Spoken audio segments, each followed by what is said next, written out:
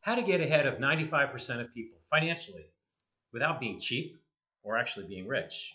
What if I told you being financially ahead of most people isn't about earning more than most people? It's about knowing a few numbers that really nobody pays attention to. And I'm going to highlight these. You don't need a six-figure salary. You don't need to stop enjoying life. Life's too short. You definitely don't need to feel guilty every time you buy a coffee, even if it's Starbucks and it's like $5 a cup. Most people struggle with money, not because they're bad at it, but because they're guessing. They don't know, they don't have a plan. So, in this video today, I'm going to show you how to stop guessing, start winning in a way that can put you ahead of 95% of the people in the next couple months. Let's say 3 months. It's a plan. So, one, stop lying to yourself about money. Really. Let's start with the most basic, uncomfortable truth. Most people really have no idea how much they're spending every month. They don't have a budget. Ask somebody, and they'll say something like, I think around $3,000 a month, $5,000 a month. That's not a number, it's a guess.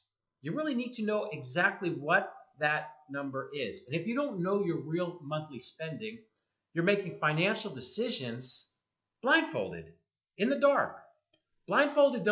Decisions don't lead to confidence. They lead to stress and arguments with your spouse. So here's what to do instead. This is what I suggest. Go back to the last 3 months of your bank and your credit card statements. Really look at them. Look at all the expenses. Add up everything. Divide it out by 3. And that's your real monthly spending. That's your baseline. Base. This number alone changes everything. It gives you a starting point because now you're not reacting. You have a plan. You're in control. That's a word I like using a lot, having a plan, because life has to be a plan. Step two, face the money drain. Debt.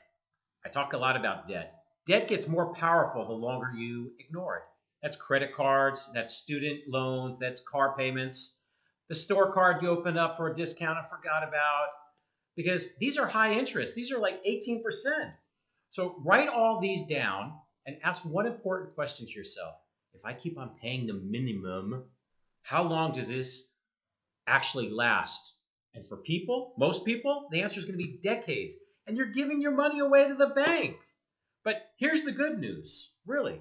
When you take that moment and you really clarify it, you can beat it. Say to yourself, okay, going back to my favorite word, plan. Even an extra $100 a month towards high interest debt can shave off years and years of your payoff timeline. Debt only controls you when it stays invisible. So you're really going to need to study where your money's going because it's high interest. Number 3, stop trying to save. Automate it. Really. Saving money isn't about discipline. It's about systems. It's about planning. If you're waiting to save whatever's left over of your paycheck at the end of the month, guess what? There isn't going to be anything left to save. Instead, start really small. Take baby steps. Automate it. Make it boring. Make it consistent. Is it $20 a week? Is it $100 a week? It becomes a new identity shift. And if I always save. I always underlive our lifestyle. But saving is automatic. It stops you from being in a painful or stressful situation. And once you do that, you're going to start building your financial breathing room.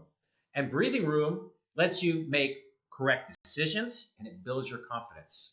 Step 4, make your money work for you so you don't have to work forever. Wealthy people don't work harder forever. Let the money do the hard part.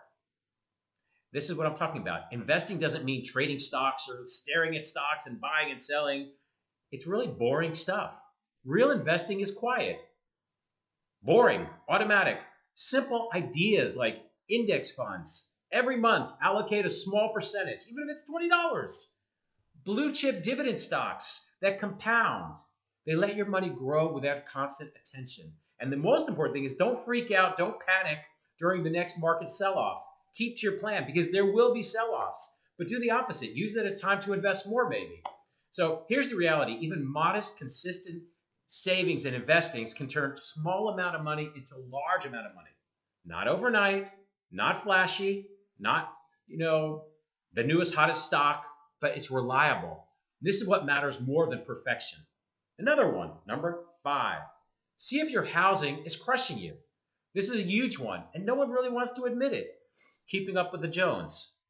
Most financial stress doesn't come from the groceries or subscriptions or the gym membership, blah, blah, blah. It comes from your housing expense. That's your largest expense. Real estate taxes, maintenance, mortgage, you name it. And if it's more than 30% of your gross income goes to your housing expense, if it's rent or your mortgage, then everything else feels tight and feel like you're choking. You feel behind. You argue with your spouse over small expenses. And then it feels like saving is almost impossible. Doesn't mean you failed. It just does, again, goes back to having a plan. This plan might include downsizing. It sounds crazy. Having roommates, relocating to a cheaper apartment or a cheaper city. It's ideally aggressively fixing the areas of your finances to compensate.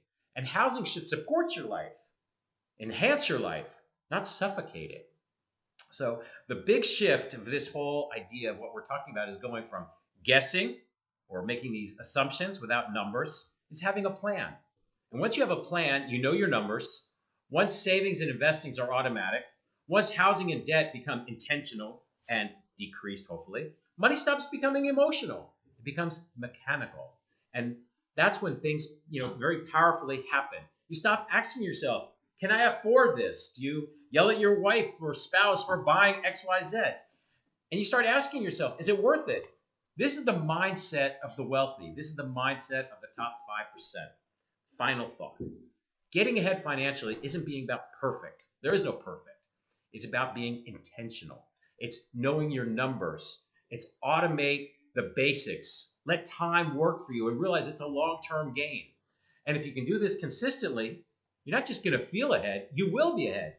And you'll quietly supersede 95% of the people without sacrificing your life to do this. And again, if you like this video, please subscribe to learn more about real-world lessons on life and finance.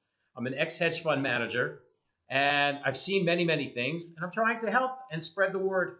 Thank you, everybody.